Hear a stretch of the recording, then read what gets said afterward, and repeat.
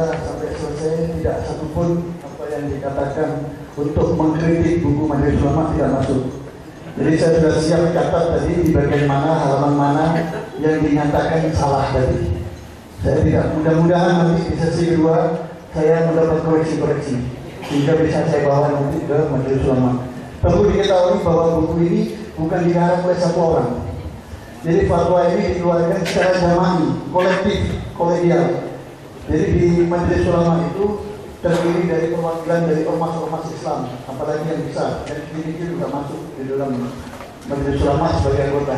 Semua sudah dibicarakan secara aklamasi, urgennya, pentingnya buku ini keluarlah buku ini.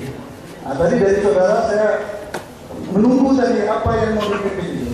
Ternyata sampai tadi ini saya tidak melihat sampai selesai tidak ada yang dikritik di pasal mana, halaman berapa. Mudah-mudahan di sesi kedua saya sudah bisa mendapatkan banyak kritikan. Kemudian yang kedua, tadi saya tangkap menyesalkan terjadinya sunnah Syiah. Siapa yang memulai kriminalisasi terhadap sahabat dan istri-istri Nabi sudah tidak bisa ditutupi lagi, di mana-mana telah terjadi. Mau disembunyikan kemana buku-buku Syiah? Dari Ustaz Idrus sudah menyebutkan buku dari Bandung, judulnya apa tadi itu, Mustafa, judulnya memang indah, tapi isinya fitnah. Jadi bisa lihat judulnya Al-Mustafa luar biasa, tapi isinya fitnah semua dan sudah dikritik, jadi tidak ada sumber-sumber yang bisa dipertanggungjawabkan secara ilmiah. Kemudian tadi saya tertarik dengan apa yang disebutkan bahwa yang namanya Syiah itu mereka yang mempercayai Imam 12, yang tidak mempercayai Imam 12 bukan Syiah. Salah. Orang-orang Zaidiyah tidak mempercayai Imam 12 karena Imam bagi Zaidiyah tidak terbatas. Apakah dia bukan Syiah? Syiah dia, Syiah Zaidiyah. Syiah Ismailiyah tidak mempercayai Imam 12, bahkan menyetop jadi 7. Makanya Ismailiyah juga disebut dalam sejarah sebagai Syiah Sabaiyah. Apakah ini bukan Syiah? Syiah. Ya, ini menurut saya perlu pembicaraan ini perlu mencermati lagi Syiah supaya lebih akurat di dalam menyampaikan gagasan-gagasan itu. Kemudian tadi Ustaz Idrus menyebut Rabithah Alawiyah, habaib Syiah. Tidak ada habaib Syiah karena habaib atau Alawiyah istilah yang lain itu punya Rabithah. Rabithah Alawiyah yang berpusat di Jakarta mengeluarkan statement dengan jelas bahwa kaum Alawiyin atau habaib istilah di Indonesia Ahlus Sunnah wal Jamaah mazhabnya Syafi'i, ada surat edarannya, ada SK-nya. Jadi kalau ada oknum-oknum habaib yang masuk Syiah ya biasa saja, itu bukan berarti bahwa habaib Syiah. Saya akan menolak jika ada klaim yang mengatakan bahwa habaib Syiah. Kalau oknum habaib Syiah itu bisa saja terjadi. Sehingga di Jakarta itu beredar sekarang kalau dia sudah masuk Syiah maka bukan Habib lagi tapi mantan Habib. Kemudian yang berikutnya adalah masalah disinggung dari Hadithul Kisah. Hadithul Kisah itu komplementer. Jadi upaya Nabi berdoa dan doa Nabi tidak pernah dikabulkan oleh Allah untuk memasukkan anak cucu menantunya di dalam rangkaian ayat yang turun. Jadi bukan di balik ayat itu turun untuk mereka, tapi turunnya ayat itulah kemudian Nabi berdoa memasukkan keluarga, unit keluarga lainnya termasuk anak cucu masuk di dalam itu, dalam hadis komplementer tadi. Bukan di balik-balik, berbalik itu. Kemudian yang berikutnya tadi bahwa Imam 12 tadi dikatakan bahwa Imam Ali lah yang berhak. Imam Ali lah yang berhak karena tidak lain adalah Imam Ali, bukan yang lain sahabat Nabi. Tapi bagaimana dengan kenyataan bahwa Ali membaiat Abu Bakar, Ali membaiat Umar? Kalau itu dikatakan sebagai sebuah kesalahan, Ali telah mewariskan kesalahan yang luar biasa turun-temurun sampai ila yaumil qiyamah. Kalau itu dianggap kesalahan bagi Syiah. Sekarang Sayyidina Hasan membaiat Muawiyah. Kalau itu dianggap sebuah kesalahan, ini kesalahan yang diwariskan beratus-ratus tahun. Siapa yang harus menanggung ini? Itu kenyataan. Kalau klaim Syiah bahwa baiat kepada Abu Bakar itu salah, baiat kepada Umar dan Utsman itu salah, ini sebuah kriminalisasi terhadap Sayyidina Ali. Saya kira itu sementara yang dapat saya sampaikan karena berpacu dengan waktu saya dibatasi. Terima kasih. Terima kasih. Kami persilakan langsung pada Bapak Ibandu. Ya, terima kasih. Ini ada beberapa hal juga yang ingin saya tanggapi. Kalau tadi dikatakan bahwa mengikut ahlul bait propaganda, Sama juga, tadi banyak kali propagandanya bahwa Sunnilah pengikut Imam Ja'far Shadiq. Propaganda juga. Kenapa saya katakan propaganda? Saya mau tahu berapa banyak hadis Imam Ja'far Shadiq diriwayatkan di kitab Sunni. Saya mau tanya, ini ibu pernah dengar Imam Ja'far Shadiq meriwayatkan hadis?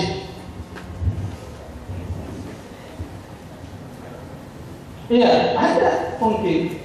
Itu satu poin. Dan silakan lihat di kitab-kitab Syiah. Siapa yang mengumpulkan riwayat-riwayat Imam Ja'far Shadiq? Jadi bagi saya Imam Ja'far Shadiq itu gurunya orang Sunni benar. Imam Malik belajar kepada beliau, Imam Hanafi belajar kepada beliau, Imam Syafi'i belajar kepada Imam Malik dan Imam Hanafi, Imam Hambali belajar Imam Syafi'i. Mereka gurunya mereka. Kalau dibilang dia hidup di Madinah, lah iya, orang Syiah awal itu di Madinah bukan di Qom. Emangnya Nabi dari Qom? Nabi bukan dari Irak, Nabi dari Mekah dan dari Madinah. Orang Syiah mengikut awal itu di sana. Bukan di Qom. Di Qom sekarang saja kita kenal Qom. Dulu tak kenal kita. Hadirin sekalian, sekarang kita baru kenal Qom. Karena muncul banyak mercusuar para ulama dari sana, dari Qom. Para filsufnya, para ahli hadis semua muncul dari sana. Orang baru kenal Qom. Dulu sebelum Qom ada Nazar, Usad. Jadi bagi bilang karena dia tinggal di Madinah, lah iya orang memang Syiah awal di Madinah. Sampai sekarang orang Syiah awal itu masih di sana. Saya teringat ada cerita kawan orang Indonesia waktu dia ke naik haji ke Madinah. Dia ketemu orang Syiah di Madinah. Dia tanya, sejak kapan jadi Syiah? Kan gitu, kalau di Indonesia kan Syiahnya mu'alaf rata-rata. Kita bilang dalam artian pindah dari Sunni ke Syiah, bukan pindah agama. Nanti saya di politisir lagi, mu'alaf itu pindah agama katanya. Karena seringkali perkataan saya di politisir. Ya kan? Oh, mu'alaf itu pindah agama. Tidak. Maksud saya tidak. Nggak ada keturunan Syiah kira-kira begitu secara khusus. Atau mungkin kalaupun ada, mereka tidak populer di tengah-tengah kaum Indonesia. Dia tanya, sejak kapan Anda jadi Syiah? Pikirnya seperti Indonesia. Dia bilang, kakek gua tuh hadir di Qom waktu Imam Ali diangkat menjadi pengganti Nabi. Kakek saya hadir di sana. Saya Syiah dari zamannya kakek-kakek saya di Madinah. Sudah hadir di Qom. Ayo. Kemudian kalau tadi juga dikatakan, oh enggak, kalau Ahlul Bait buka kitab kakak saja. Iya, kitab kakak. Karena kalau kitab tafsir ketahuan bahwa 5 itu, maka buka kakaknya, Bu. Karena kalau buka kitab tafsir ketahuan. Benar ada penafsiran itu, istri-istri Nabi pendapat Ikrimah, benar. Ada yang berpendapat kesemuanya 5 dan istri Nabi. Benar ada pendapat itu, bukan Syiah tidak tahu pendapat itu. Tapi Syiah memilih pendapat bahwa Ahlul Bait sesuai dengan ayat itu, bukan yang lain. Ayat Innama yuridullahu liyudhiba ankum rijsa ahlal bait wa yutahhirakum tatheeran itu untuk 5 ini diturunkan. Saya mau tanya, apakah pernah Aisyah mengaku sebagai ayat yang turun untuk dia? Apakah Siti Aisyah pernah? Apakah yang lainnya? Ummu Salamah, bahkan ada riwayat Ummu Salamah itu menyatakan, bukan ahlu ahlul bait Rasulullah bilang kau berada dalam kebaikan, tidak dimasukkan ke dalam kisahnya Rasul. Nah, kemudian ada penafsiran ulama-ulama ahli sunnah. Orang Syiah juga tahu. Tetapi ini pilihan orang Syiah. Apakah pilihan ini dianggap sebuah kesesatan? Bisa diperdebatkan panjang lebar. Itu satu poin penting yang saya rasa harus dipahami. Kemudian sholat Jumat tidak wajib. Saya mau tahu fatwa ulama mana sholat Jumat tidak wajib. Ulama Syiah mana? Jangan dusta juga loh. Saya mau tahu. Kemudian Yusuf Bahwani menyatakan bahwa ahli sunnah itu, saya mau tahu juga itu. An-Nawasib benar, tapi jangan diterjemahkan sebagai ahli sunnah wal jamaah. Jadi bukan hanya tahu bahasa Arab, tapi tahu istilah-istilah yang digunakan oleh orang-orang Syiah. Istilahnya, orang Syiah punya istilah-istilah khusus yang harus dipahami. Kadang istilah itu berbeda dengan yang digunakan oleh ahli sunnah wal jamaah dalam konteksnya itu. Maka saya bilang istilah kita letakkan dulu. Sama tadi kenapa dia nggak saya maksud? Karena saya sudah awal mendefinisikan yang saya maksud Syiah 12 imam. Bukan saya nggak maksudkan mereka Syiah. Kalau secara umum siapa saja yang meyakini Imam Ali sebagai penggantinya, Imam Ali sampai di situ Syiah jadinya. Tapi karena saya membatasi pembicaraan kepada 12 imam itu Syiah tidak kafir, alhamdulillah kalau begitu saya bukan dianggap orang kafir di sini, tapi mungkin dianggap orang sesat aja, ya kan? Nggak apa-apa dianggap orang sesat lah. Karena kan masih dia itu terus yang anggap saya sesat, itu aja, nggak apa-apa. Kemudian keadilan Syiah itu menuju Qadariyah Mu'tazilah, saya tidak tahu. Waduh, bisa didebatkan itu. Qadariyah diikuti. Keadilan yang seperti itu nggak mengakui qada dan qadar, kita Syiah mana lagi nih? Nah, jadi bagi saya kata tadi jangan menceritakan rumah orang kalau kira-kira ada orangnya di situ. Ada orangnya di situ menceritakan rumah orang, rumah saya ada di sini. Nah, jadi itu saya bilang keadilan itu penting di dalamnya bahwa ada bab qada dan qadar. Di dalam itu kena hurufnya saja, dan saya memang tidak mungkin kita diskusikan dalam waktu yang singkat dan dibatasi sesuai keadilan yang ditegakkan di sini. Demikian aja. Assalamualaikum warahmatullahi wabarakatuh. Langsung. Terima kasih. Saya katakan bahwa Imam Ja'far As-Shadiq bukan Syiah. Yang dijawab tadi oleh saudara Candiki itu hanya masalah hidup di Madinah, ya. Sementara bahwa ibu beliau, ibunya Abu Bakar, tidak dijawab. Apakah ibu beliau itu orang Syiah? Lalu Abu Bakar As-Siddiq ke atas sama anak cucunya juga Syiah misalnya. Belum ada jawaban dari beliau. Kemudian Imam Ja'far As-Shadiq ini menjadi gurunya Imam Abu Hanifah dan Imam Malik. Yang dimaksud menjadi gurunya ini bukan guru mulazamah. Pada masa ulama salaf itu biasa antara ulama walaupun sudah alim menimba ilmu kepada ulama yang lain. Imam Abu Hanifah mulazamahnya bukan kepada Imam Ja'far As-Shadiq, tetapi kepada Imam Hamad. Imam Malik mulazamahnya bukan kepada Imam Ja'far, tetapi kepada Rabi'ah bin Abi Abdurrahman Ar-Razi.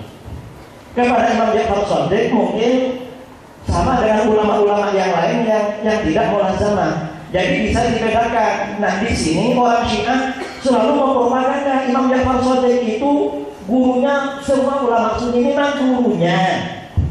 Dan karena beliau juga orang Sunni, bukan orang Syiah. Kalau ada yang bertanya, mana ulama yang meriwayatkan hadisnya Ahlul Bait?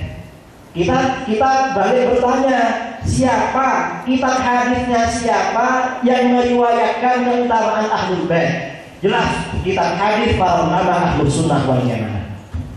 Dan itu ada hadis dari Aisyah, dari Abu Hurairah dan lain sebagainya. Semuanya mencintai Ahlul Bait. Kemudian saya juga ingin menanggapi bahwa orang di luar Syiah itu tidak mukmin. Ini saya ada kitab namanya Al-Hadaiqun Nadhirah fi Ahkamil Isra At-Tahirah, juz 10 halaman 360. Karangannya Syekh Muhaddits Yusuf Al-Bahrani. Dia mengatakan la khilafa fi wujubis sholati 'alal mu'min. Tidak ada perbedaan di kalangan Syiah tentang wajibnya mensolati mayat seorang mukmin. Siapa mukmin? Wa huwal muslim al-mu'tamid li imamatil a'immatil ithna asyar. Mukmin itu adalah seorang muslim yang mengiktikadkan, yang meyakini keimamannya Imam 12. Kalau tidak meyakini keimamannya Imam 12, berarti bukan mukmin. Nah, ini berarti kan mengkafirkan orang di luar Syiah. Karena di luar Syiah Imamiyah tidak ada yang meyakini keimamannya Imam Syiah yang 12 seperti ini. Jadi kita ini sebenarnya oleh kitab-kitab Syiah dianggap tidak mukmin. Kalau tidak mukmin berarti ya kafir, karena tidak ada lagi pembagian. Misalnya ada mukmin, ada semi mukmin, ada mukmin full, tidak ada. Ini di kitab Syiah. Kemudian ini ya juga di kitab Syiah, kitab Syiah karangannya Al-Hadaiqun Nadhirah juga. Kemudian ini kitab Al-Hadaiqun Nadhirah. Jadi dia mengatakan bahwa nawasib itu adalah kafir, syirik, dan najis, darah dan hartanya halal. Ini ada Ibnu Nadir 10 halaman 361. Dan nawasib menurut istilah Syiah memang yang tidak meyakini keimanan Imam Syiah yang 12. Itu yang dimaksud nawasib. Kemudian saya mengomentari Syiah mana yang tidak mewajibkan sholat Jumat. Syiah Indonesia, pengikut Ijadi. Dan ini tidak perlu buka kitab karena orang Syiah di mana-mana ada sholat Jumat. Mungkin yang di bidang saja yang sholat Jumat. Di tempat kami di Jawa Timur baru setelah keluar dari Syiah sholat Jumat lagi. Dan ini maklum di dalam kitab-kitab Syiah bahwa sholat Jumat tidak wajib. Kemudian yang ketiga tentang makna qadariyah, bahwa makna keadilan di dalam Syiah seperti tadi. Lo kok bertanya sama saya bukan orang Syiah. Dan saya tahu walaupun saya bukan Syiah, mestinya akan tahu dari saya. Kok orang Syiah nggak tahu sama ajarannya? Kemudian saya juga ingin mengomentari bahwa orang Syiah yang meriwayatkan riwayat dari Imam Ja'far Shadiq. Wah, waktunya habis. Saya katakan riwayat dari Imam Ja'far Shadiq dalam kitab-kitab Al-Kafi sebagian besar bohong. Mengapa bohong? Ya mari, kalau tidak ingin membuktikan kebohongannya, silahkan orang Syiah membuat acara serupa, undang kami akan datang.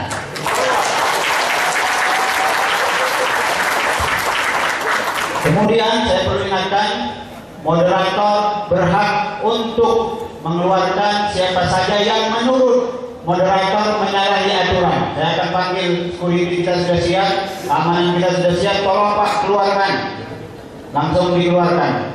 Oleh karena itu kita buka sesi pertanyaan. Pertama, saya mulai dari ladies first. Hizbut Indonesia Sumatera Utara. Pertanyaan saya, acaranya bagus ya. Cuman saya mau mempertanyakan satu. Kalau terkait masalah aliran Syiah ini, kalau kita melihat ini memang ada kaitan dengan aturan yang ada sebenarnya. Kenapa? Ini kan masalah sebuah aliran yang itu berasal dari akidah. Sebenarnya semua kaum muslimin kan menginginkan agar menggunakan Al-Quran dan As-Sunnah sebagai pegangannya. Nah, lantas bagaimana caranya itu? Nah, kalau kita lihat dalam kehidupan itu kan butuh yang namanya sebuah institusi, sebuah negara. Kalau saya katakan mungkin seperti khilafah, itu adalah sebuah negara yang akan bisa menjadi pelindung kita. Ketika ada banyak aliran yang ada, Sebentar. Ini tanya juga sama saya. Kepada semua, kan saya juga. kepada yang tidak saja. Kalau Pak Muda juga boleh. Oke. Silakan lanjutkan. Pertanyaannya itu, kalau kita lihat terkait aliran saat ini yang sangat beragam, nah ini menunjukkan karena adanya kebebasan beragama yang pertama. Berarti kita membutuhkan yang namanya sebuah instansi, sebuah negara, yaitu khilafah yang mengikuti metode kenabian, yang akan melindungi kita, akan menaungi, akan menjaga persatuan kaum muslimin dan tidak akan terpecah-pecah. Nah, bagaimana tanggapan dari para pemateri terkait itu? Terima kasih. Mungkin Assalamualaikum warahmatullahi wabarakatuh.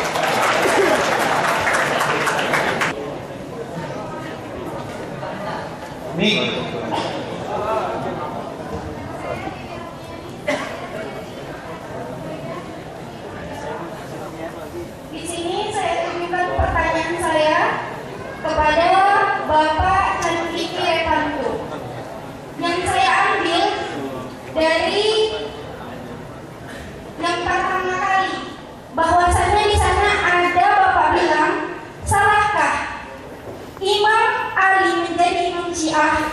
Kalau menurut saya tidak, karena itu Imam Ahli Sunnah wal Jamaah dan punya Syiah juga. Cuman di sini mereka beri versi yang berbeda, karena mereka mengatakan bahwasannya Imam Ali ini lebih diagungkan daripada sahabat-sahabat Nabi dan Nabi sendiri. Dan begitu juga kepada Ustadz Muhammad Idrus Ramli, jika sholat Jumat tidak wajib bagi Syiah, dan bagaimana pula kepada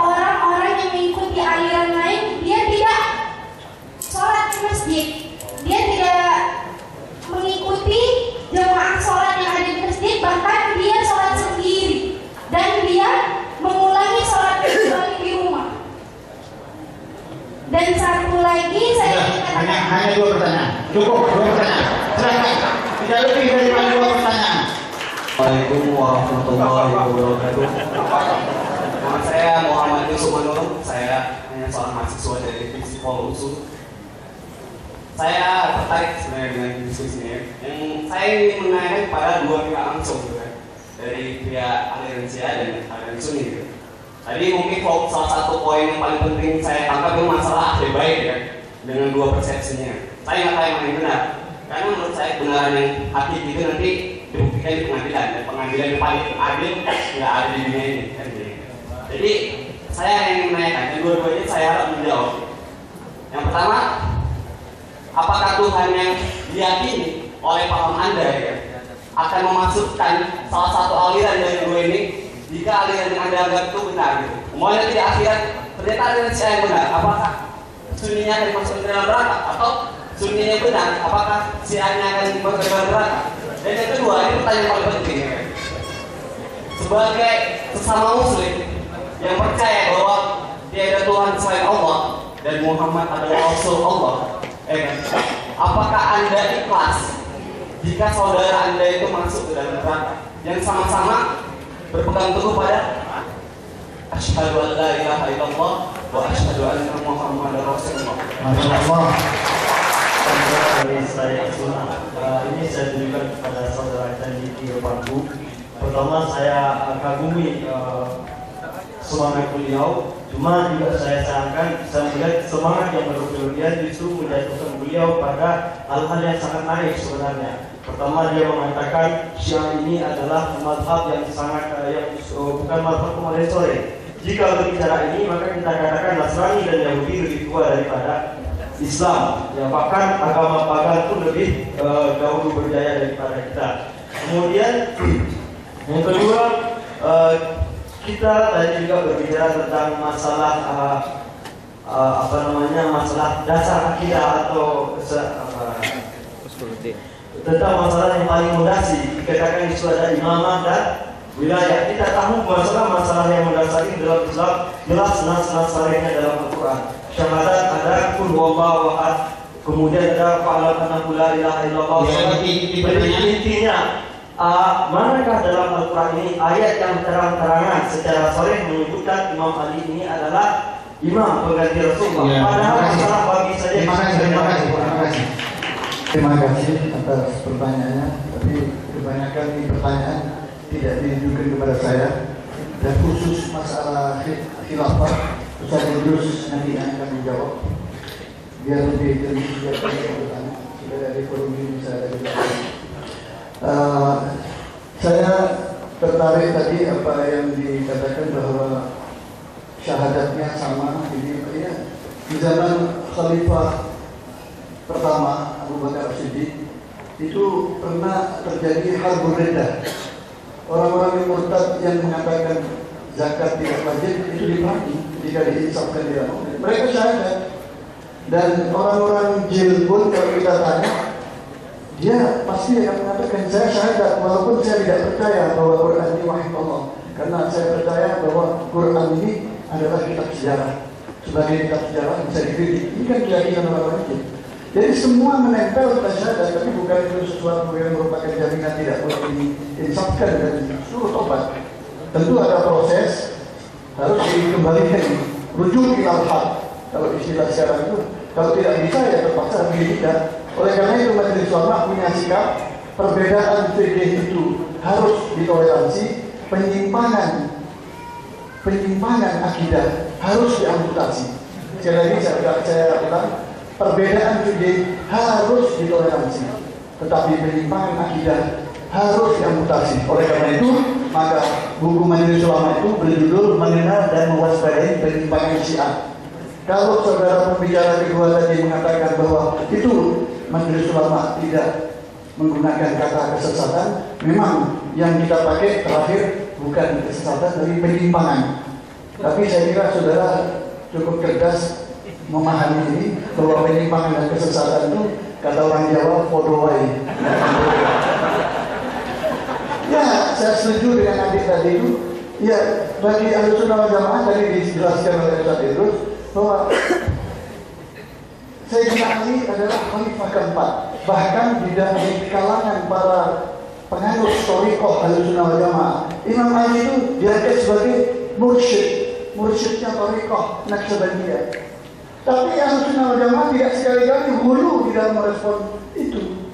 Ketika tahkim gagal dengan Muawiyah, ini sekali lagi perlu saya jelaskan, biasanya Syiaisasi itu muncul lewat pintu Muawiyah. Perlu saya tegaskan, suka nggak suka, Muawiyah itu adalah iparnya Nabi karena adik Muawiyah, Ummu Habibah, dikawin oleh Nabi. Suka nggak suka, Muawiyah itu adalah mantan sekretarisnya Nabi. Suka nggak suka, Hasan bin Ali itu membela Muawiyah. Terlepas dari penelitian dan opini apapun bahwa persoalan Ali dan Muawiyah adalah persoalan politik. Beranikah kita mengatakan kepada saudara kita yang tidak masuk P3 misalnya itu kafir, murtad? Kalau dalam ranah politik itu biasa. Ini ranahnya ranah politik. Ahlussunnah wal Jamaah tidak hulu dan mengikut fatwanya Ali ketika terjadi perpecahan pasca tahkim. Orang-orang sebagian yang masuk dalam barisan Ali pecah menjadi Khawarij.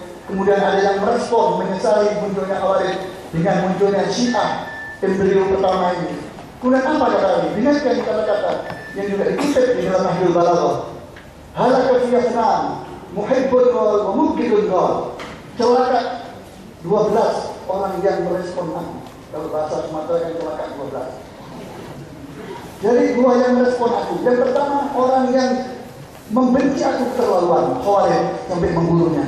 Dan yang kedua adalah orang yang mencintai aku berlebihan, membunuh keberadaan. Sehingga muncul gagasan-gagasan, pikiran-pikiran tidak masuk akal bahwa Ali itu penerus kenabian. Tadi sudah secara implisit tidak disebutkan pengganti Rasul. Tidak, kerasulan tidak bisa digantikan karena Rasulullah itu khatamul anbiya wal mursalin. Tapi kalau penerus ajaran Nabi Muhammad semuanya penerus, para sahabat, ahlul bait semua yang meneruskan. Jadi jangan menggunakan istilah menggantikan kerasulan, salah. Dan itu sama-sama ada maksud. Kalau maksud berarti dari mengambil dari ayat takbir, dari ayat takbir itu disucikan. Ini kalau dari segi kebahasaan, kalau saya mengatakan kepada Anda, izinkan saya ke toilet, saya mau bersuci, apakah saya maksud? Jadi istilah suci tidak identik dengan maksud itu sendiri. Isma itu melekat pada nubuwah. Oleh karena itu kritik kita Ahlussunnah wal Jamaah dari dulu sampai sekarang tidak pernah berubah bahwa ini pemahaman yang salah dan sengaja diselewengkan. Karena itu disebut sebagai penyimpangan. Jadi kita tidak mengafirkan karena bagaimanapun Syiah itu lahir dari rahim umat Islam kita. Sisa waktu saya berikan pada Ustaz Idrus untuk menjawab khilafah.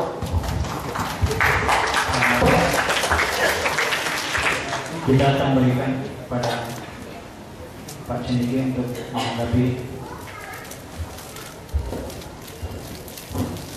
Baik, ada semua pertanyaan kelihatan keempatnya tertuju ke saya.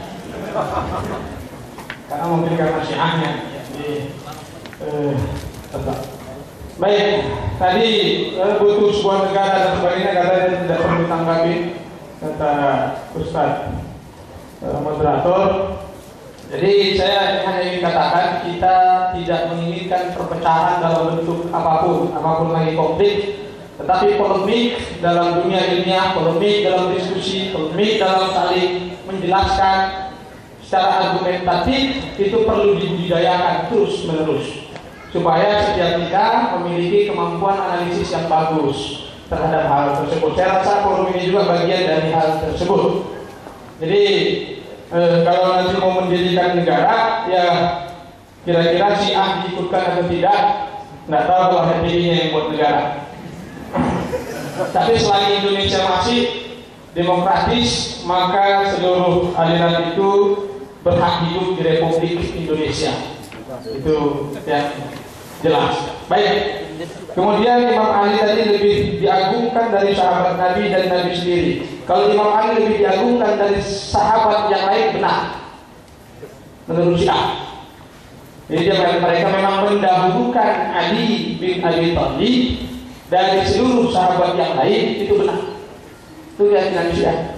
Makanya dia dijadikan kepemimpinan karena dianggap Imam Ali lebih afdal dari yang lain, Sebagaimana mungkin saja Sunni menganggap Abu Bakar lebih afdal dari seluruh sahabat. Seluruh sahabat Nabi yang lain, Abu Bakar As-Siddiq dianggap lebih afdal. Syiah menganggap Imam Ali lebih afdal dari selain sahabat. Kalau kita bacakan, kita kan diurut yang lebih baik Abu Bakar Siddiq, Umar, Khattab, Utsman, Imam Ali 4. Cuma sampai 4 aja, Khulafaur Rasyidin yang lainnya masih bermasalah. Yang dianggap Khulafaur Rasyidin itu 4 saja, padahal hadisnya 12 yang pemimpin setelah Nabi. Saya rasa nanti Ustaz Idrus Ramli masih tahu lah hadis 12 imam, ya kan? Masih tahu beliau. Apalagi di sini ada Ustaz Ramli juga namanya sama, yang kita ketahui sebagai guru kita dalam bidang hadis. Oke, itu yang kedua. Kalau dari Nabi tidak.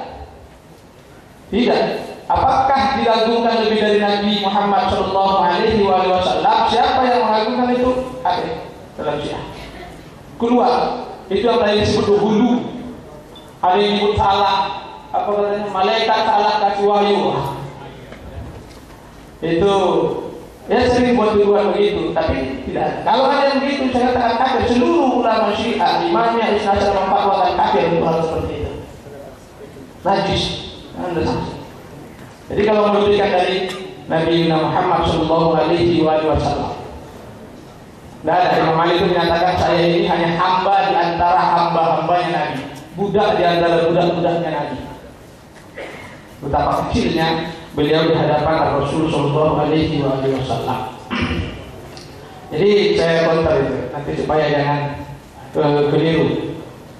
Kemudian soal Jumat wajib, saya katakan tidak ada.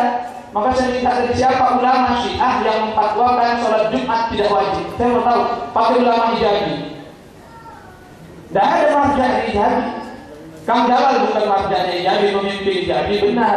Marja Hijabi Syekh Ali Khamenei, Ayatullah Sistani, Ayatullah Ja'far Subhani, Ayatullah Shirazi dan lainnya yang sekarang ada sekitar 10-an lebih, Kamal Haidari dan sebagainya. Semua menyatakan sholat Jumat dari dulu wajib hukumnya, hanya saja ikhtiari disebut. Memilih karena syarat tidak cukup. Kalau kita belajar fikih semua tahu sholat Jumat ada syarat. Kalau syaratnya tidak mencukupi, apakah menjadi wajib sholat Jumat? Syiah punya syarat. Ini perdebatan fikih yang saya rasa tadi kalau disebut Profesor Bahlul toleransi dalam fikih. Jadi bukan bagian kesesatan Syiah itu, karena fikih. Di Iran sholat Jumat setiap minggu, satu kota satu tempat. Sekali sholat Jumat 3 juta orang, tidak boleh sholat Jumat dekat-dekat. Karena dalam fikih Syiah tidak boleh ada radius 6 km ada 2 sholat Jumat. Jadi satu kota satu Tehran satu tempat. Makanya kalau kadang-kadang orang Indonesia heran turun dari pesawat ada sholat Jumat di masjid dekat. Semua sholatnya kalau bisa Tehran, pusatkan di situ. Waktu saya ke Iran juga begitu. Ya harus juga ada mobil jemputannya bawa ke sana untuk sholat Jumat. Satu kota satu, di Qum satu, di Isfahan satu, semua satu. Jadi seluruh masyarakat keluar untuk satu sholat Jumat. Diliburkan itu. Hari Jumat itu libur. Karena harus mendengarkan ceramah politik dari pemimpin tertinggi atau marjah para ulama Iran. Jadi dia harus satu. Kalau di Jakarta di sisi ada Islamic Cultural Center buat sholat Jumat, dipimpin Syekh Murtada Musawi. Jadi saya bilang tidak wajib itu tidak bagian daripada yang benar. Cuma ada pilihan dari dikatakan seperti itu. Jadi hukumnya tetap posisi pada wajib. Kemudian yang berikutnya, apakah Sunni dan Syiah masuk neraka dari bilang umat bidah? Kalau saya ditanya dan para ulama Syiah menjawab dengan jelas, ahlu sunnah masuk surga. Kalau Anda baca teologi keadilan, jangankan ahlu sunnah, yang non-muslim saja masih ada kemungkinan untuk memasuki surga Allah dengan syarat-syarat yang akan itu pembahasan teologi. Orang yang tidak tahu agama, tidak sampai sama dia agama, misalnya Islam tidak sampai sama dia meninggal dunia.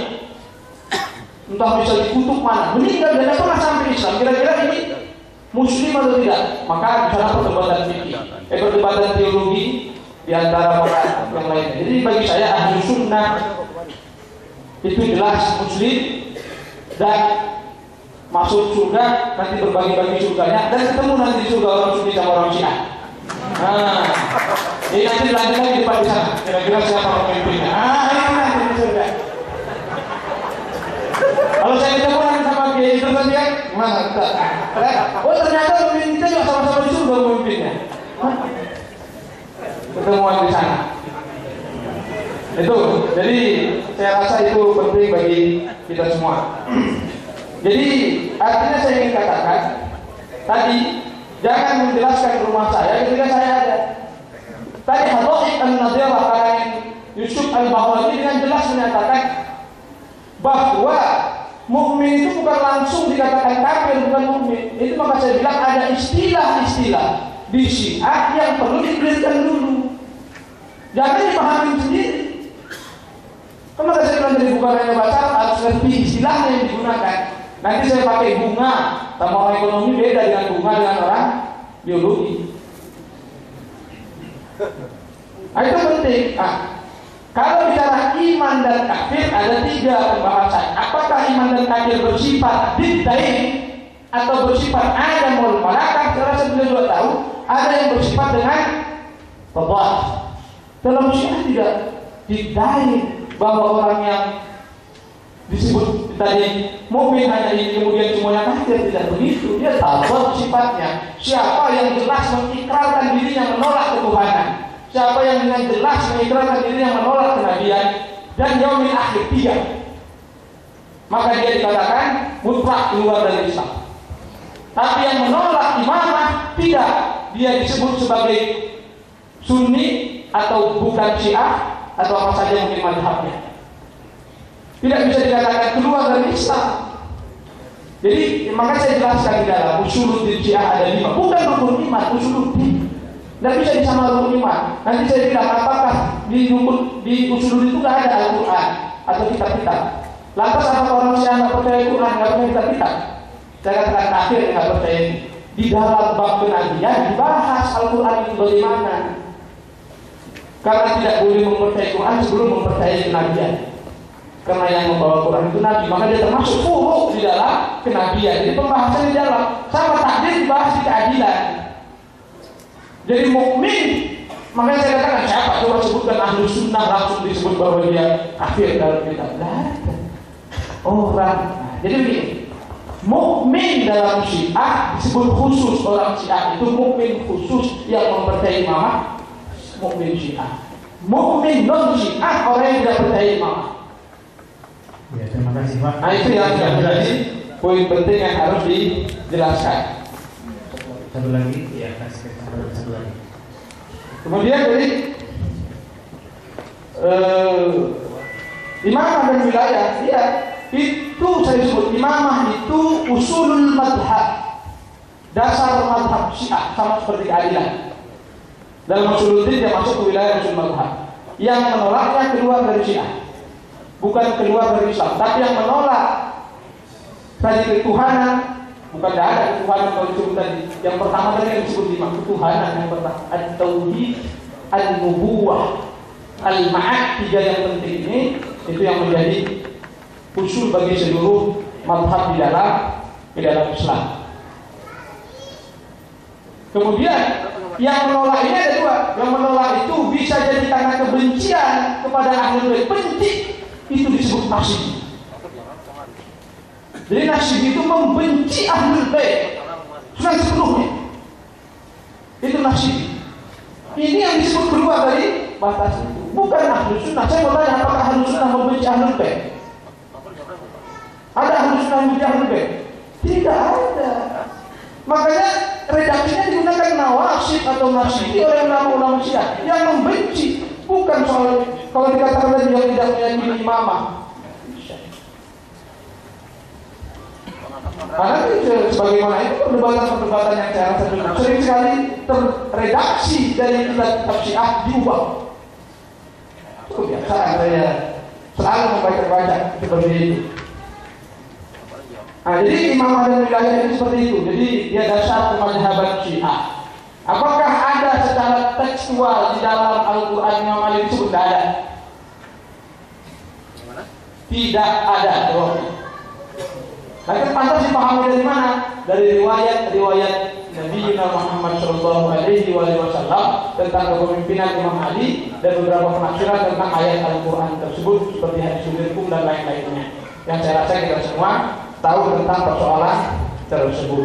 Jadi ini saya rasa bagian dari jawaban saya untuk jawab pertanyaan-pertanyaan yang ada tadi. Oke. Terima kasih.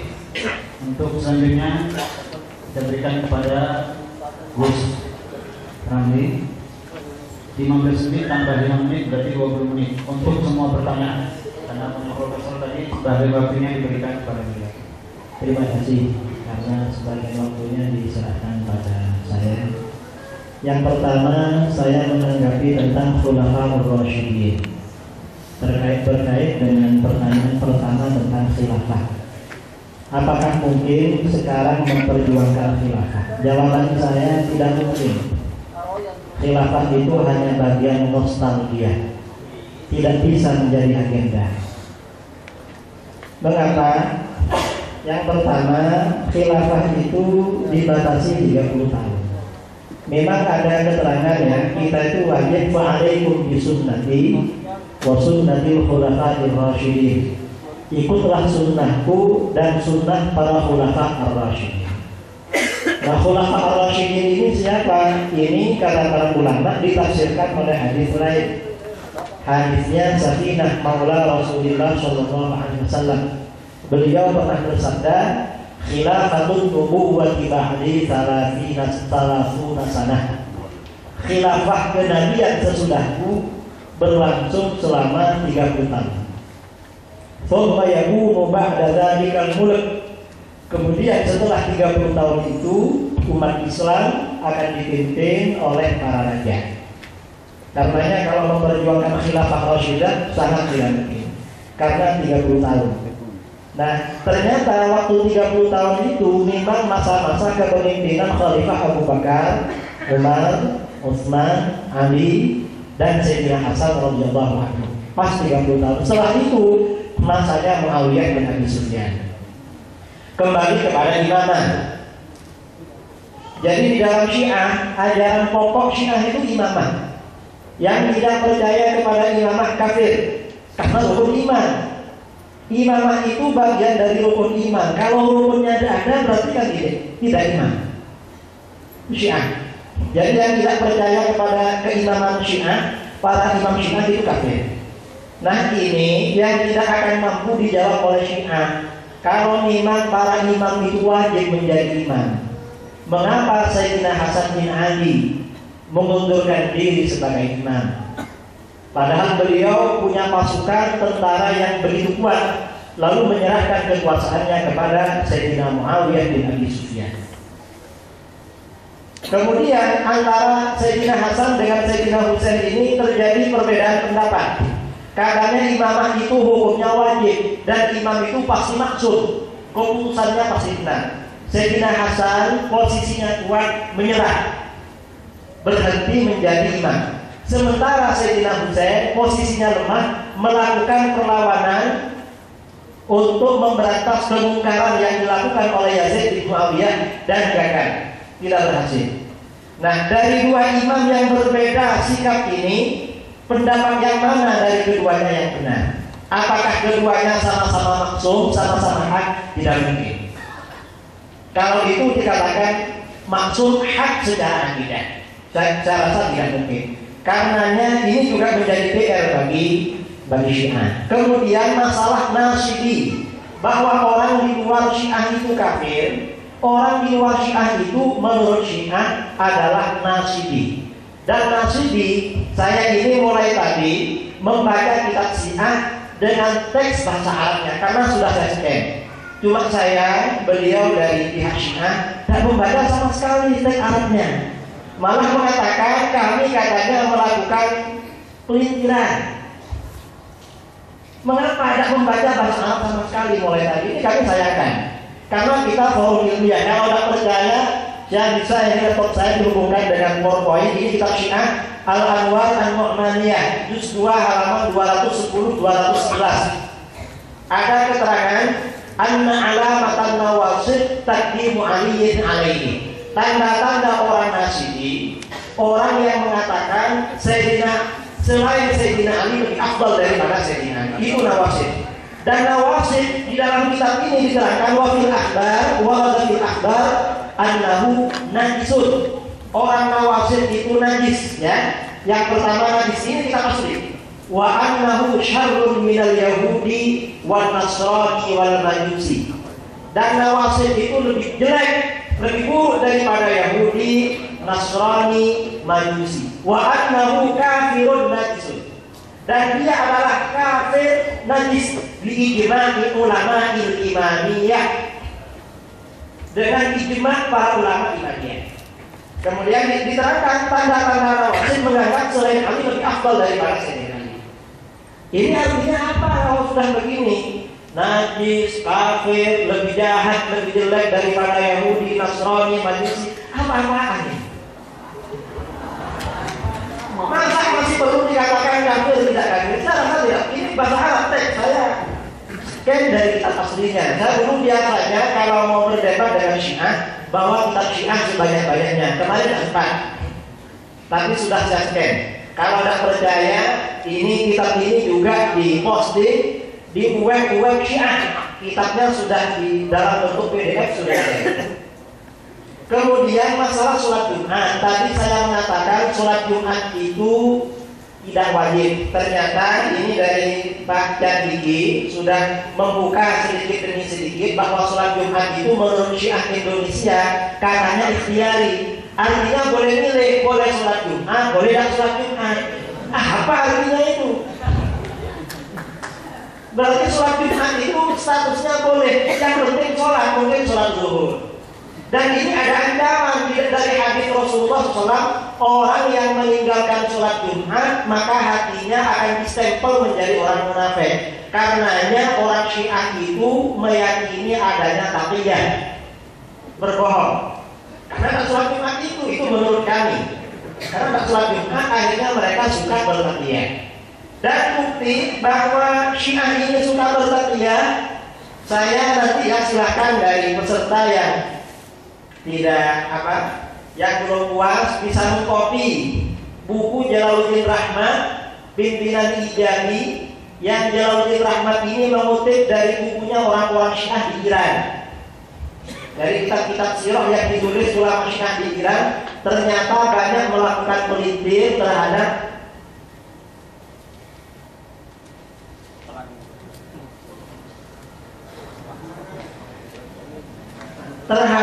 kitab-kitab Ahlus Sunnah wal Jamaah, termasuk tadi tentang masalah Ahlul Bait. Mungkin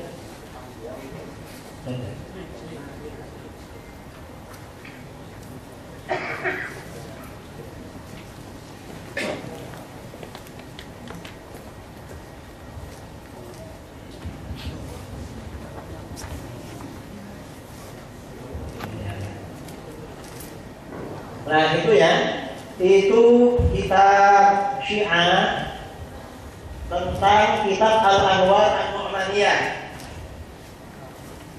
Jadi ada keterangan fi bayani makna nasib, menjelaskan makna nasib alladzi warada fil akhbar, yang ada di dalam hadis-hadis Syiah, annahu najisun, bahwa nasib itu najis, wa annahu syarrun minal yahudi wan nasrani wal majusi, dan lebih buruk daripada Yahudi, Nasrani, Majusi, wa annahu kafirun najisun bi ijma'i ulama imaniyah.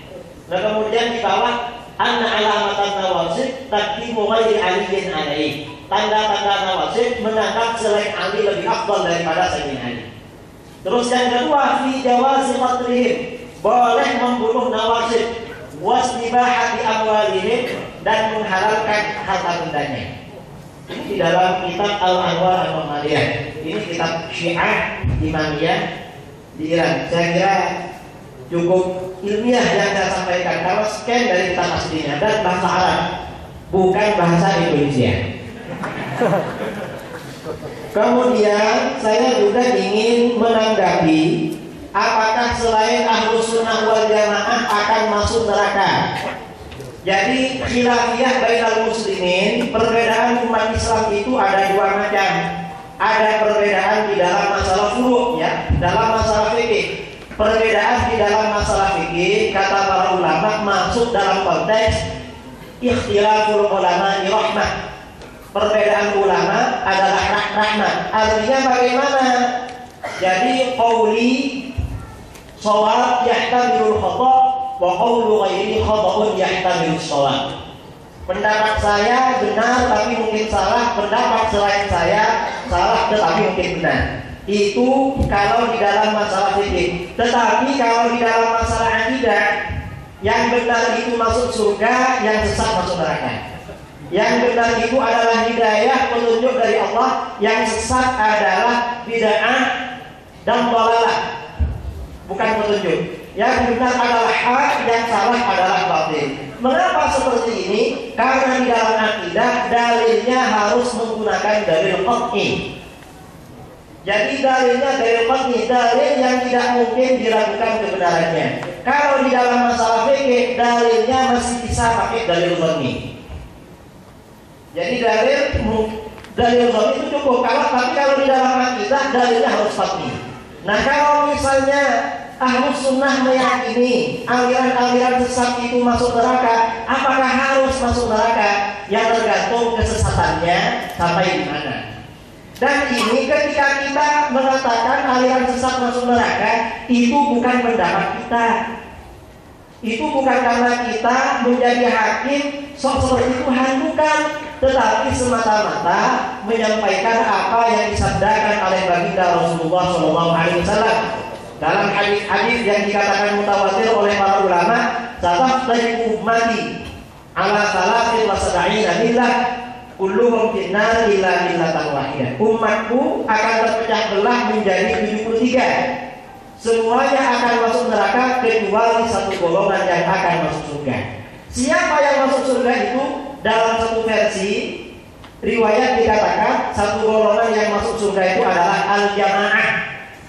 Versi yang lain dikatakan golongan itu adalah sawatul aqwam, mayoritas umat Islam. Kita tahu mayoritas umat Islam di seluruh dunia Ahlus Sunnah wal Jamaah. Yang mayoritas Syiah itu cuma di Irak. Di Irak itu mayoritas Ahlus Sunnah wal Jamaah, bukan Syiah. Dan sudah berkeliling sampai ke negara-negara barat. Ternyata di Eropa mayoritas juga Ahlus Sunnah wal Jamaah menghormati dan mengagungkan para sahabat. Jadi ketika kita mengatakan aliran sesat itu masuk neraka, ya karena memang hadisnya berbunyi seperti itu. Dan ini bahwa suatu aliran itu sesat atau tidak bisa dibuktikan secara ilmiah. Ada perbedaan akidah Ahlus Sunnah wal Jamaah dengan akidah di luarnya. Kalau akidah Ahlus Sunnah wal Jamaah itu dapat dibuktikan secara ilmiah. Apa standar ilmiah? Kata para ulama, standar ilmiah seluruh ulama semuanya sepakat. Standar ilmiah itu hanya dua. In kunta naqilan fasihah wa in kunta muddahiyan fadli. Kalau kamu mengutip suatu informasi, maka harus valid, harus sahih.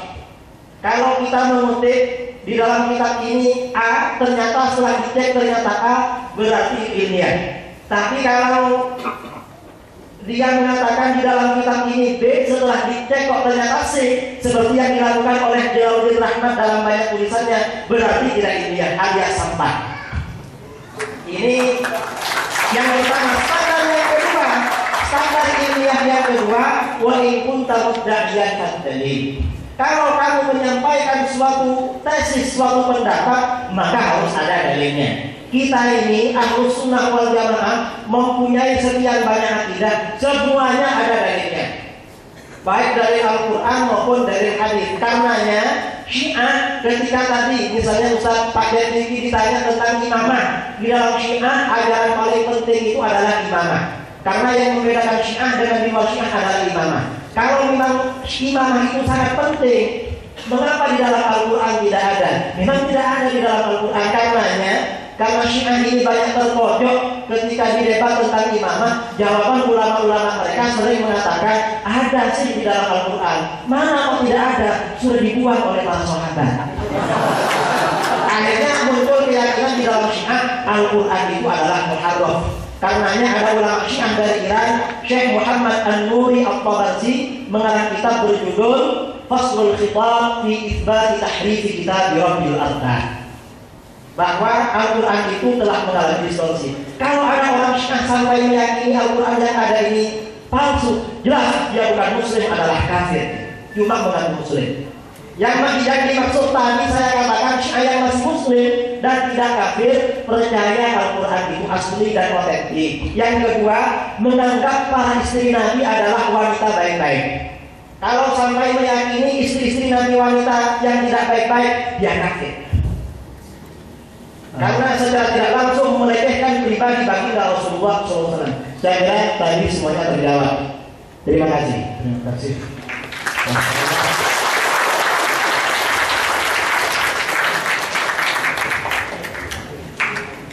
Session yang kedua. Yang kedua, tentang pramuka Ustaz. Kalau ternyata di pramuka itu bisa dikatakan saat kasar seorang istri wanita yang bisa gonta-ganti suami. Nah, saya pun nggak bisa bagaimana menjelaskan ini adalah rumah Anda. Tolong menjelaskan sedikit masalah rumah Anda ini di pramuka. Itu aja.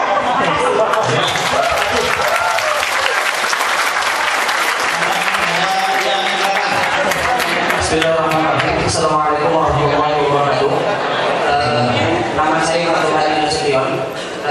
Pertanyaan saya masih berhubungan dengan pertanyaan tadi. Saya temukan dalam sebuah artikel ada yang mengatakan bahwa kalau andai kata seorang perempuan tidak dinikah mut'ah sebanyak 3 kali, maka haram hukumnya dia tidak akan bisa mencium harumnya surga. Bagaimana menurut pendapat tadi Pak tentang perkataan tersebut? Ini saja dari saya. Assalamualaikum warahmatullahi wabarakatuh.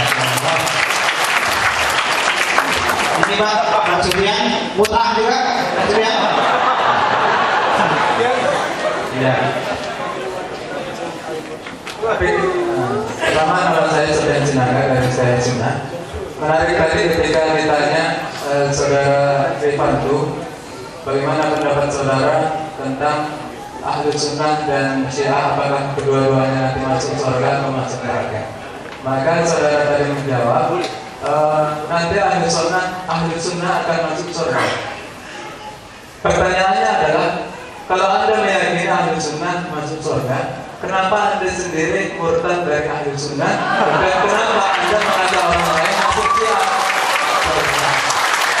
Terima kasih. Ini dari penasihat kita ingin bertanya.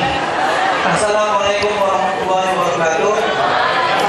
Nama saya Budi Mulyadari, Universitas Mahat Agung Medan.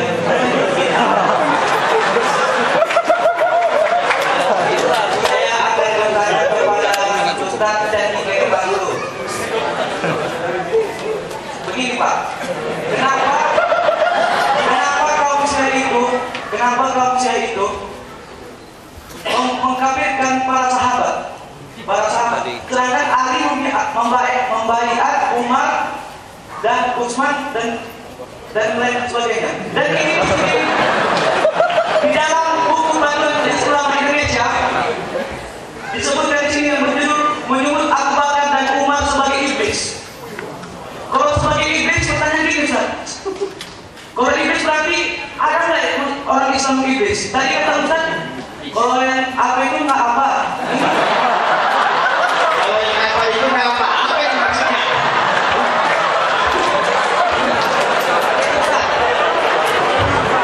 Yang apa itu nggak apa? Nggak masuk pertanyaan itu. Katanya orang Syiah itu yang tidak masuk Syiah itu nggak ada bilang itu kafir Ustaz. Tapi di dalam kenapa ini ada judul buku menyebut Abu Bakar dan Umar sebagai iblis? Iya. Apakah iblis itu orang Islam? Iya, saya rasa sudah jelas pertanyaannya dan saya cukupkan. Terima kasih. Assalamualaikum warahmatullahi wabarakatuh. Kita Abu Bakar dan Umar sebagai iblis itu ada di dalam buku kecuali Ali terbitan Al-Huda tahun 2009 halaman 155 sampai 156. Jadi ini kajian secara matang, bukan secara panjang.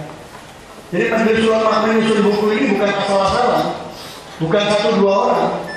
Jadi semua kompartemen yang ada di majelis ulama dilibatkan, kecuali tentu yang sudah pernah kaitan berkali-kali.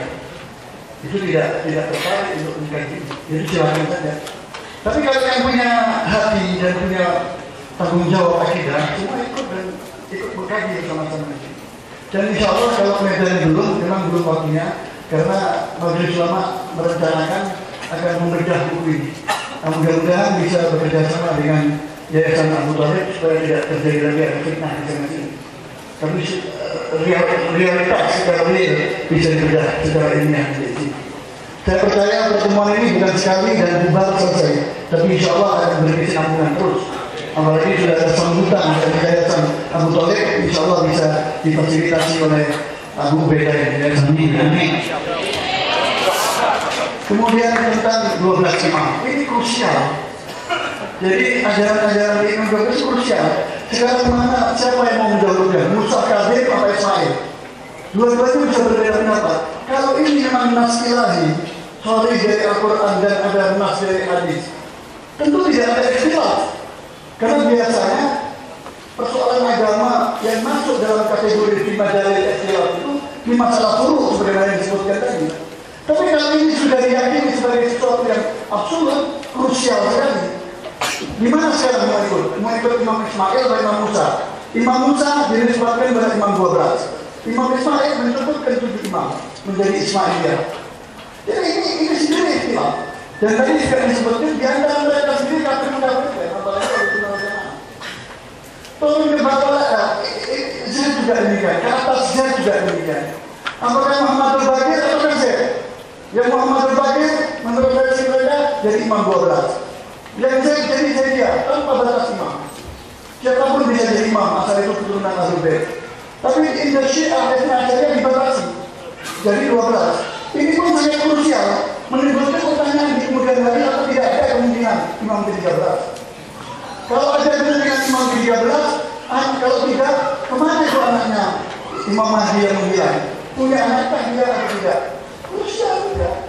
Jadi ini kalau kita kejar, terjadi saya mengalami buku judulnya Antagonisme Syiah. Di sini saya mencatat beberapa catatan yang kontradiksi satu dengan yang lain. Jadi kontradiksi di dalam Al-Quran, kontradiksi di dalam sejarah, kontradiksi apalagi di dalam hadis, juga hal-hal seperti itu.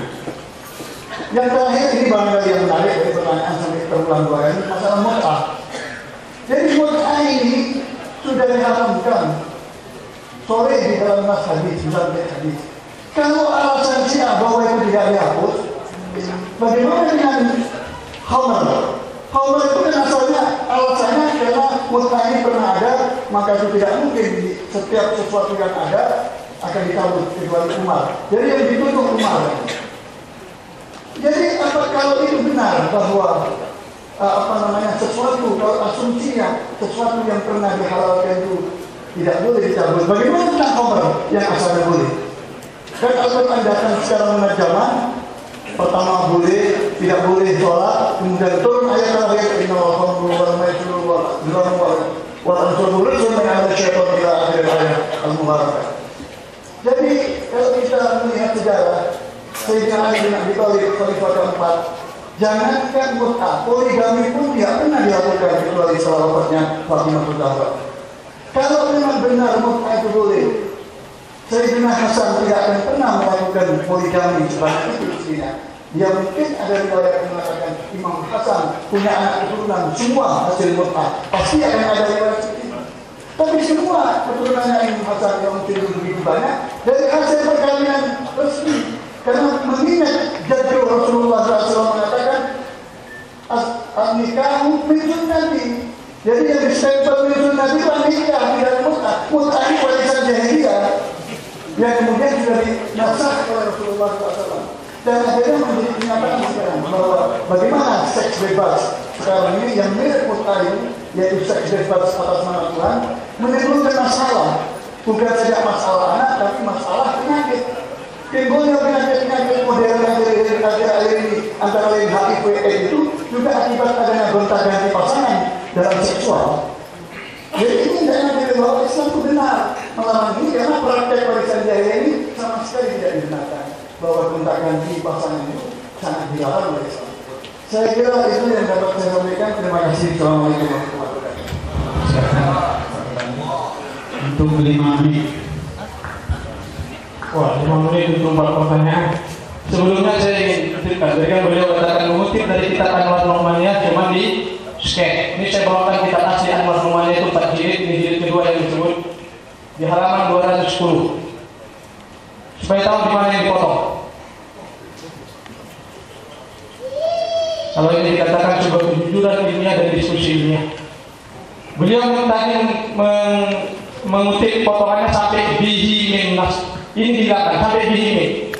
Tapi kemudian kalimat berikutnya min nasbi al-adawa li ali baiti Muhammad itu dihilangkan. Kemudian lompat ke halaman 211 waqad rabi'an min nabi itu yang kemudian dibacakan. Jelas disebutnya di sini oleh Anwar Nu'maniyah bahwa orang yang disebut Nasibi itu mereka adalah yang memusuhi, memerangi Ahlul Bait dan membenci mereka.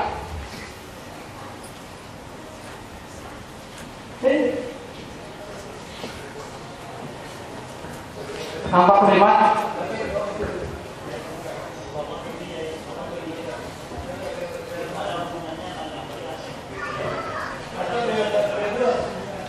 Nampak ya?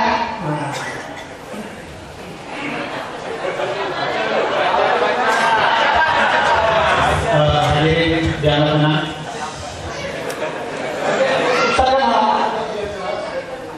Nah, pada permintaan.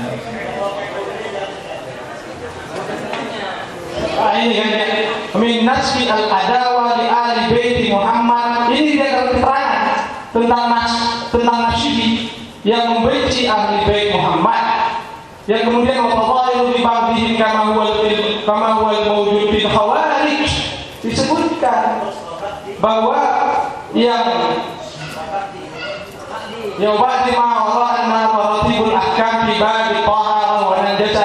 Ini kan kitab fikih kita berikutnya yang dibahas di dalam hukum-hukum kitab fikih, dalam kitab taharah, dalam kitab tentang iman dan kafir. Ini dibahas bahwa ini maksudnya di kalimat terakhir itu. Jadi an-nasbi yang disebut itu adalah kalimatnya itu, dia yang memusuhi Ahlul Bait, memerangi, membenci mereka. Sebagaimana wujud fil khawarij, dalam diri khawarij disebutkan langsung khawarij itu yang membunuh Imam Ali, yang mengkafirkan Imam Ali. Dan ini yang dibahas hukumnya secara tertib di bab najis. Kalau kita baca kitab fikih Syiah di bab taharah dibahas itu. Karena apa? Dalam bab taharah ada 11 najis dalam kitab fikih. Salah satunya Nasibi, yaitu pembenci Ahlul Bait. Sebagian ulama memasukkannya, sebagian tidak. Nasibi sebagai najisnya, tapi kafirannya dikatakan najisnya misalnya tidak. Begitu juga dibahas tentang bab dalam bab akhir dan keimanan, itu dibahas. Clear, cuma langsung dilompat kemari. Kemudian pembahasan panjang ini dari awal pembahasan tentang beragam pandangan tentang Nasibi dan sebagainya. Bukan tidak. Pemotongan seperti itu bagi saya sangat tidak ilmiah. Jadi kita Anwar Nu'maniyah saya bawa langsung. Saya periksa-periksa tadi mungkin ada gitu saja. Itu bagian awal yang berbeda. Dan juga tadi di sketch beliau kita bagian awalnya. Nah, kalau ada kemudian misalnya saja anggap sajalah ada sebagian orang Syiah menganggap selain Syiah itu sebagai kafir dalam makna sekalipun bukan Nasibi yang dalam makna membenci itu urusan mereka. Tapi Syiah yang para ulamanya hari ini Syekh Al-Khamenei, pemimpin tertinggi wilayatul faqih hari ini, pemimpin tertinggi seluruh Syiah di dunia, jelas dengan memfatwakan haram hukumnya mencaci maki sahabat Nabi, istri Nabi dan sebagainya. Dan itu sudah begitu. Ada sebahagian pelaku nisbatkan, silahkan. Kafirkan, silahkan kafirkan itu orang Syiah yang seperti itu. Saya tidak keberatan itu. Kafirin itu orang Syiah yang mengkafirkan para sahabat Nabi, mengkafirkan istri Nabi. Saya sepakat kafirin itu. Harus susah. Tapi kalau saya mau dikafirin karena seperti itu, oh nanti dulu. Atau saya mau disesatkan karena pandangan, saya menyatakan benar mereka mendahulukan Imam Ali, benar. Dan yang lainnya, itu saya rasa penting sekali untuk kita sama-sama memahami. Kan kita sini juga saya punya, saya membedah buku ini karena tadi kan dibilang tidak mungkin dalam forum ini tidak jelasin satu-satu di mana pemotongan kalimatnya, di mana ini semua ini pemotongan kalimat, pengubahan kalimat yang terjadi di buku ini, buku ini. Satu menit lagi Pak, mungkin mau tambah kan? Oke. Iya, waktunya ya. Jadi kalau soal Suriah itu serahkanlah urusan politik itu, saya tidak ingin mengkaji itu. Saya ingin katakan Anda keliru kalau menyatakan di sana orang Syiah membunuh orang Sunni. Sebagai itu nanti Anda bisa baca beragam politik itu atau orang yang secara khusus membahas tentang politik Suriah. Saya tidak ingin terlibat ke wilayah itu karena bukan dalam konteks ini. Dan Suriah itu Sunni bukan Syiah. Anda keliru menyatakan Asad itu Syiah. Kemudian tentang nikah mut'ah menurut Syiah masih dihalalkan. Apa itu nikah mut'ah? Nikah mut'ah adalah pernikahan antara seorang laki-laki yang memenuhi syarat-syaratnya, seorang perempuan yang memenuhi syarat-syaratnya, bukan mahramnya dan sebagainya, sebagaimana nikah biasa, yang mereka berakad yang di dalamnya ada batas waktu perpisahannya. Kalau tidak ada batas waktu jadi nikah dai. Kalau ada batas waktu dia jadi nikah mut'ah. Itu dihalalkan karena Al-Quran, Sunnah dan praktek sahabat mengerjakannya. Boleh ditanya dia itu dikerjakan tidak di zaman sahabat? Ya, itu misalnya satu. Sedikit.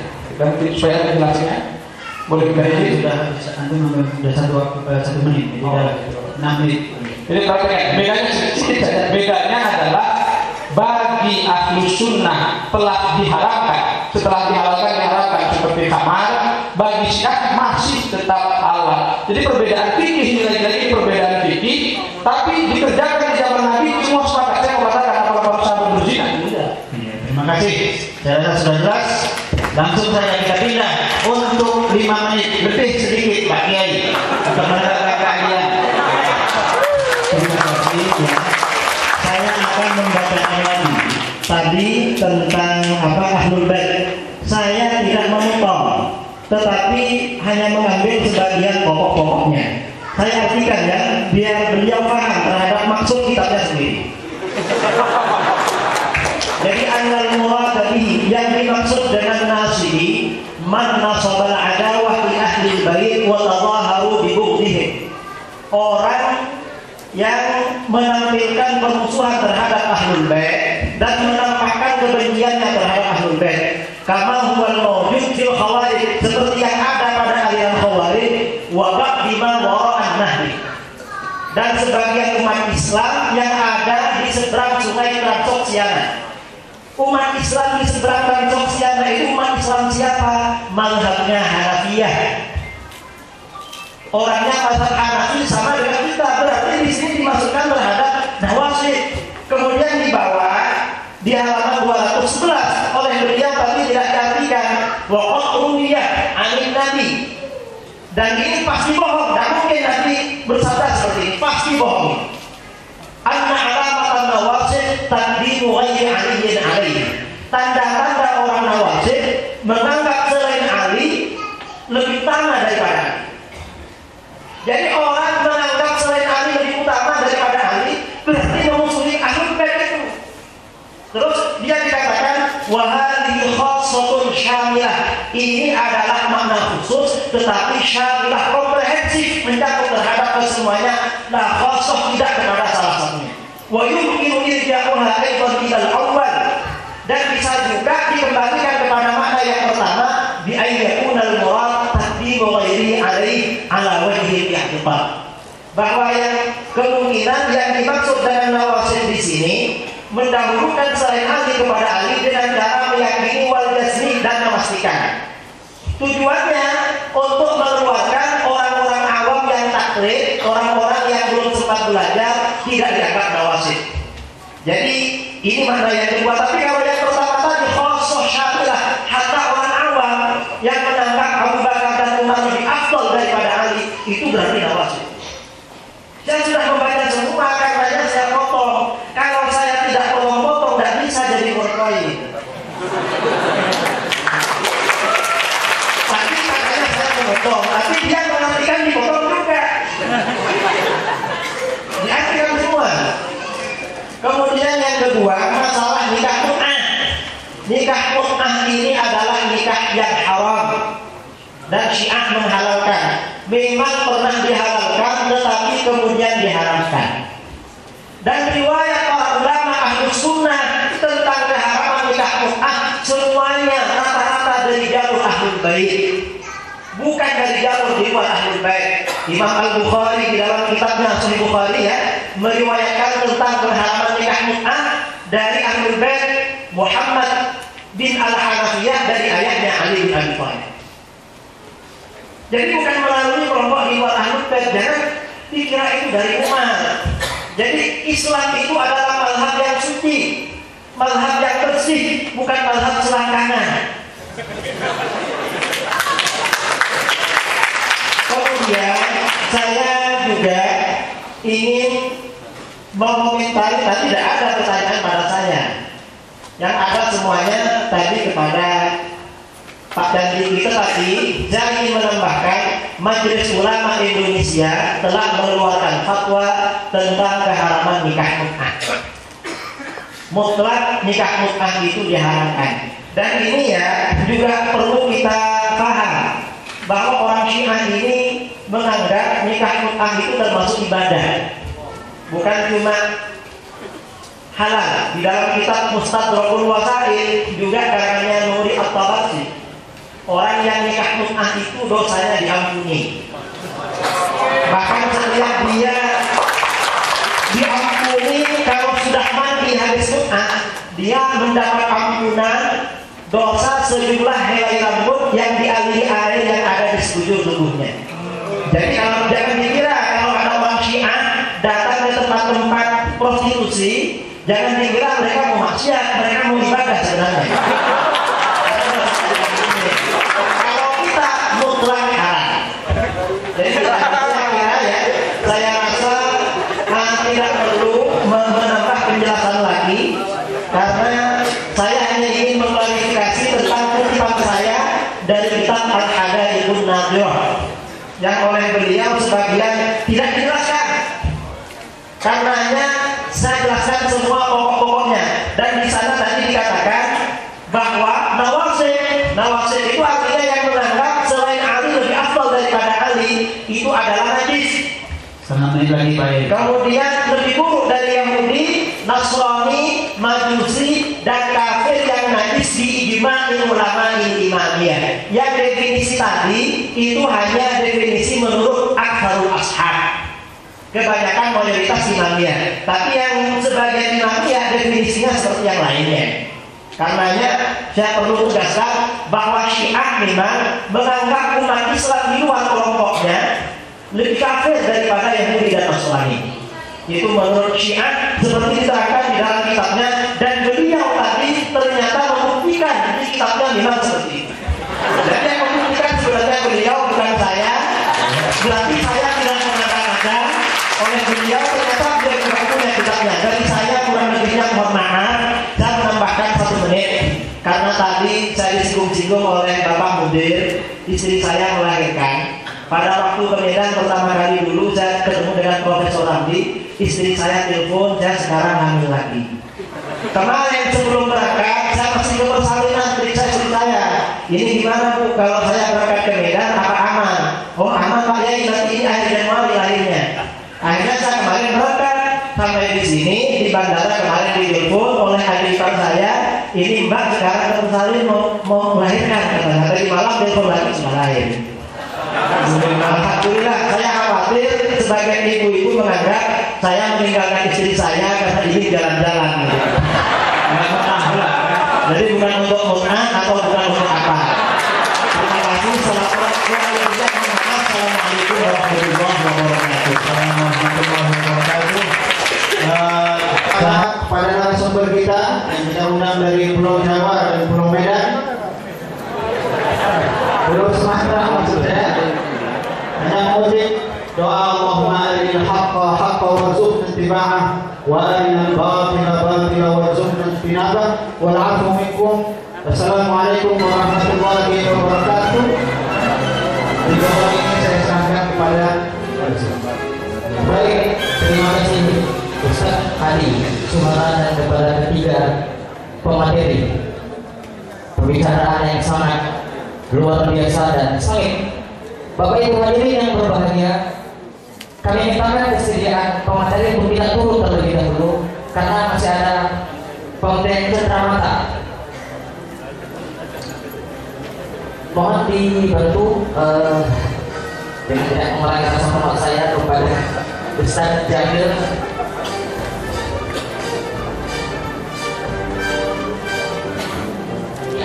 Saat di bawahnya mungkin lebih baik. Pak Profesor boleh silakan turun di bawah nanti.